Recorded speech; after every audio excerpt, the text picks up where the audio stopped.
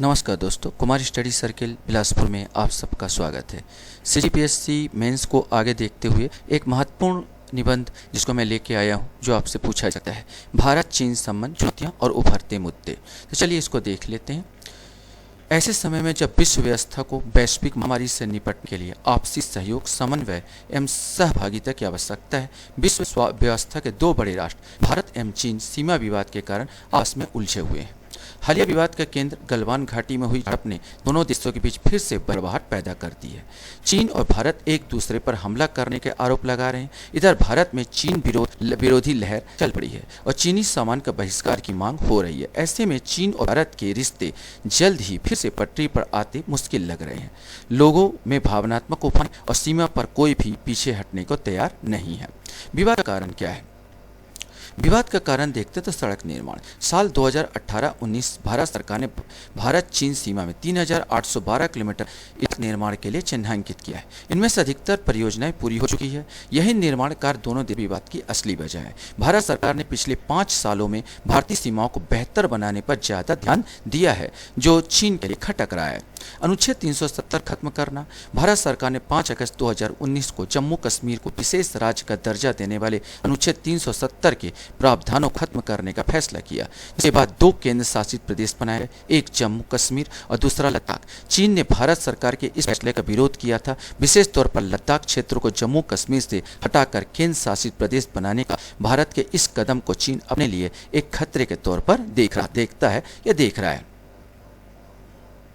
काराकोरम पर चीनी नियंत्रण। अक्साई चीन के 38,000 वर्ग किलोमीटर के अलावा सक्सगाम घाटी 5,000 वर्ग किलोमीटर से अधिक इलाके पर भी चीन का नियंत्रण है। काराकोरम पर्वतों से निकलने वाली सक्सगाम नदी के दोनों ओर सक्सगाम वादी फैली हुई है। 1948 में इस पर पाकिस्तान ने अपना कब्जा जमा लिया था। बाद में 1963 में एक समझौते के तहत पाकिस्तान इस क्षेत्र को चीन को सौंप दिया। आज चीन और पाकिस्तान यहीं बने काराकोरम हाईवे से एक दूसरे के साथ व्यापार करते हैं, जो पश्चिमी कश्मीर के जरिए दोनों देशों को जोड़ता है। अगर लद्दाख में हो रहे प्रशासनिक बदलाव में भारत सफल होता है और इस इलाके में सैनिकों के लिहाज से इंफ्रास्ट्रक्चर को मजबूत करता है, तो चीन का काराकोरम के रास्ते पाकिस्तान की तरफ का जो सीधा रास्ता जाता है, उसमें आने वाले समय में दिक्कत आ सकती है। इस लिहाज से भी चीन लद्दाख सीमा पर अपनी मजबूत रखना चाहता है।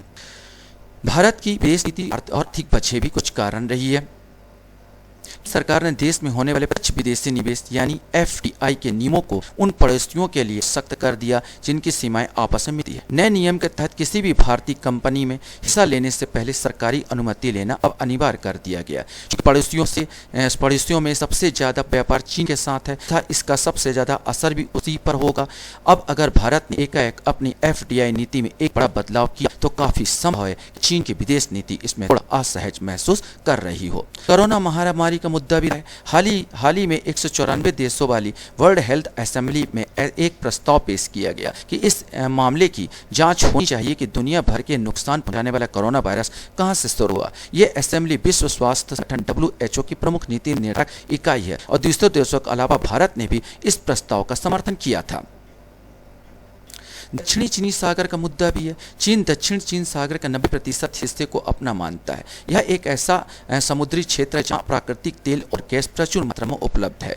चीन, ताइवान और वियतनाम स्प्राइटल द्वीप समूह पर अपनी दावेदारी जताते रहे हैं। विवादित हो कि स्प्राइटल दक्षिणी चीनी सागर का दूसरा सबसे बड़ा द्वीप समूह है। उल्लेखनीय है कि भारत वियतनाम के अनुरोधों पर दक्षिणी चीनी सागर में तेल का अन्वेषण करता है और चीन हमेशा से भारत के इस कदम की आलोचना करता है। भारत की प्रतिक्रिया क्या है?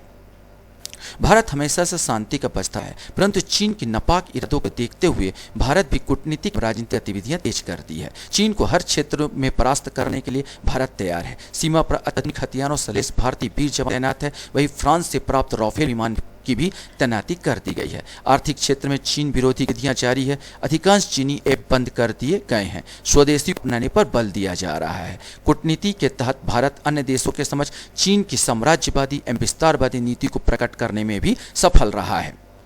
सुझाव क्या होना चाहिए?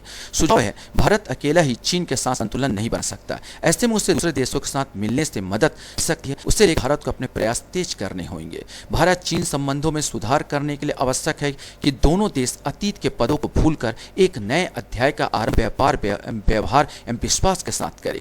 सीमाओं को परिभाषित करने के साथ ही उनका सीमांकन और परिसीमन किए जाने की आवश्यकता है, ताकि आसपास के क्षेत्र में रहने वाले लोगों को भय को दूर किया जा सके और संबंधों को मजबूत किया सके। भारत और चीन के बीच की समस्याओं का अल्पावधि में हल किया जाना कठिन है, लेकिन मौजूदा रणनीतिक अंतर को न्यूनतम करने, मतभेदों को कम करने और यथास्थिति बनाए रखने जैसे उपायों से समय के साथ आपसी संबंधों को और बेहतर बनाया जा सकता है। निष्कर्ष हमारा क्या होना चाहिए? भारत और चीन आपसी सहयोगी भी है और प्रतियोगी भी है। ऐसे में अगर बिगड़ते संबंधों के साथ चीन भारत चुनौती बनकर आता है तो भारत के लिए उसका सामना करने और संतुलन बनाने की आवश्यकता होगी। दोनों देशों की महत्वाकांक्षाएं हैं, इसलिए भारत एशिया में चीन के साथ संतुलन बनाने के लिए पहले से ही प्रयास करता है। अब उसे अपने प्रयासों में तेजी लानी होगी। इसमें दो मुख्य तरीके हैं: भारत की एक्ट ईस्ट पॉलिसी और पश्चिम देशों चीन की दूरी, और भारत के नजदीकी दक्षिण एशियाई देशों जैसे Thailand, Vietnam, Myanmar, Singapore, Philippines और कंबोडिया जैसे देशों के साथ संबंध प्रगाढ़ करने की इस नीति को चीन के साथ संतुलन बनाए रखने की नीति के तौर पर देखा जाता है। भारत को पहले इन देशों के साथ संबंध मजबूत करने, अपनी क्षमता बढ़ानी होगी। चीन के साथ संतुलन तभी बनाया जाएगा जब आप स्वयं क्षमतावान होंगे। ये आपका चीन और भारत के संबंध पर मैंने निबंध दिया। आशा करता हूँ अच्छा लगेगा आपको ये निबंध, और आप लोग मेरे वीडियो को वॉच करते हैं। इसलिए थैंक यू वेरी मच।